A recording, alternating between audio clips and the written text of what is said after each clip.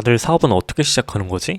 이런 생각 해본 적 있지 않나요? 나만의 일을 하고 싶긴 한데 뭐부터 시작해야 할지 막막하고, 게다가 특별한 아이디어나 능력도 없어서 고민만 반복했던 적 있잖아요. 여기서 잠깐, 사업을 시작하려면 반드시 특별한 아이디어나 능력이 필요할까요?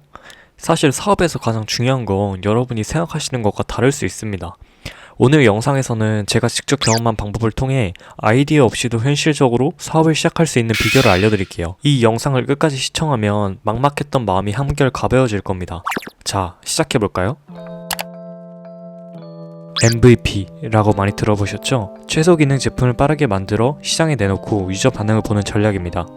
보통 사업가들이 이렇게 말하죠? 빠르게 제품을 만들고 유저에게 실험하세요. 정답이 나올 겁니다. 효율적이고 합리적으로 들리지만 여기에는 큰 함정이 있습니다. 일단 처음으로 비용 문제를 이야기하지 않을 수 없겠죠. MVP 방식의 비용 문제는 두 가지로 나눠볼 수 있을 것 같습니다. 첫 번째는 초기 마케팅 비용, 두 번째는 실패 리스크죠. 먼저 초기 마케팅 비용에 대해 이야기해볼게요. MVP 방식은 아이디어를 검증해야 하죠. 그런데 검증할 고객은 어떻게 찾을 건가요? 보통 돈을 써야 합니다. 그런데 이런 활동은 생각보다 훨씬 많은 비용이 듭니다. 예를 들어 구글 검색 광고만 해도 클릭 한번 시켜주는데 평균적으로 1,500원을 받아갑니다. 그리고 성과가 애매하게 나와버리면 돈을 더 써야 할지 다음 아이디어를 찾아야 할지 어려움이 있죠. 그리고 두 번째, 실패 리스크를 이야기해봅시다. 실패했을 때 남는 것이 거의 없다는 점이 문제입니다. 우리가 흔히 실패는 성공의 어머니라고 하지만 이 명제가 진짜라면 세상의 대부분의 사람은 성공해야 했을 것 같습니다. 그래서 저희는 실패 리스크에 대해 한 번쯤 생각해봐야 합니다. 처음 제품을 만들고 마케팅을 하느라 이미 많은 돈과 시간을 사용했는데 결과적으로 유저들이 반응하지 않거나 시장에서 통하지 않으면 그 모든 노력과 자원이 사라져버립니다. 더 큰 문제는 실패 이후에 배울 점이 명확하지 않을 때입니다. 제품이 문제였나? 마케팅 메시지가 부족했나? 아니면 유저가 원하지 않았던 걸까? 이처럼 실패 원인이 너무 다양하다 보니 다음 단계를 어떻게 개선해야 할지조차 알기 어려운 경우가 많습니다. 결국 MVP 방식은 빠른 검증과 피드백을 얻기 위해 선택되지만 초기 마케팅 비용과 실패 리스크를 과소평가하면 사업은 생각보다 빨리 멈춰설 수 있습니다. 두 번째, 유저는 정말 제품이 무엇을 해결해주는지에 대해 설득되지 않는다입니다. 이 말은 실제로 사업을 시도해보신 분들은 많이 공감될 것 같은데요. 사람들은 흔히 말합니다. 이 제품이 당신의 문제를 해결합니다. 하지만 정작 소비자는 제품이 해결해주는 문제에 대해 깊이 고민하지 않는 경우가 대부분입니다. 왜냐하면 사람들은 이미 익숙한 선택지를 선호하기 때문입니다. 유저는 새로운 제품이 아무리 혁신적이라고 해도 그 혁신이 자신에게 직접적으로 어떤 가치를 줄지 생각조차 하지 않는 경우가 많습니다. 심지어 그들에게 딱 맞는 문제 해결책이라고 하더라도 익숙한 브랜드나 기존의 방식을 포기하고 새로운 것을 배우는데 시간과 에너지를 투자하려고 하지 않습니다.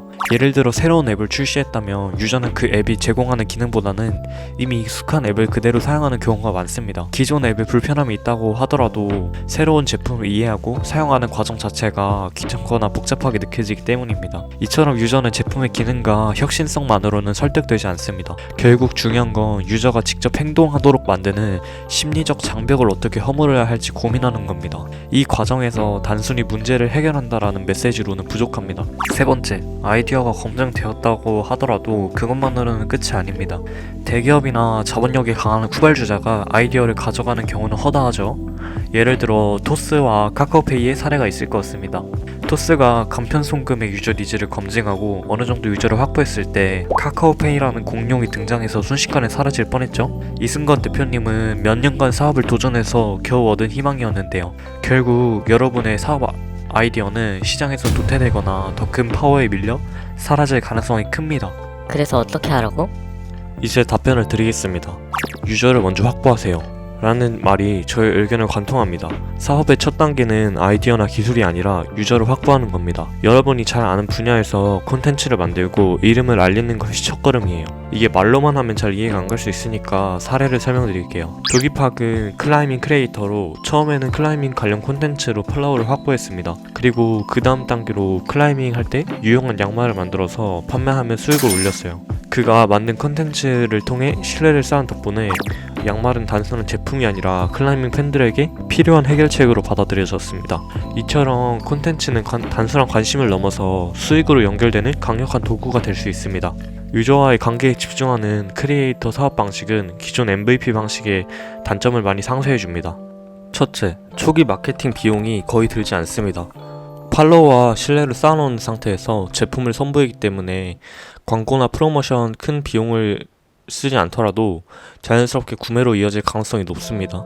둘째, 실패의 리스크가 훨씬 적습니다. 예를 들어 부기팍이 만든 양말의 판매 실적이 부진했다면요? 그는 유저와의 관계를 유지하면서 다음에는 다른 상품으로 재도전할 기회를 만들 수 있습니다.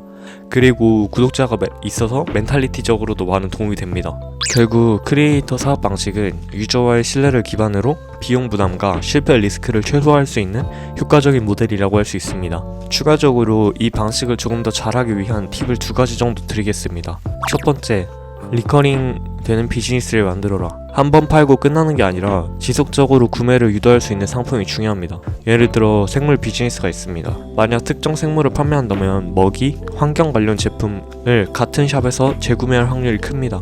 두 번째, 일상이 컨텐츠가 되는 주제를 선택하라. 일상이 곧 컨텐츠가 되어야 꾸준히 시작할 수 있습니다. 좋아하고 잘하는 주제를 선택하면 이 과정이 더 쉬워질 것 같습니다. 사업 시작은 막막하게 느껴질 수 있습니다.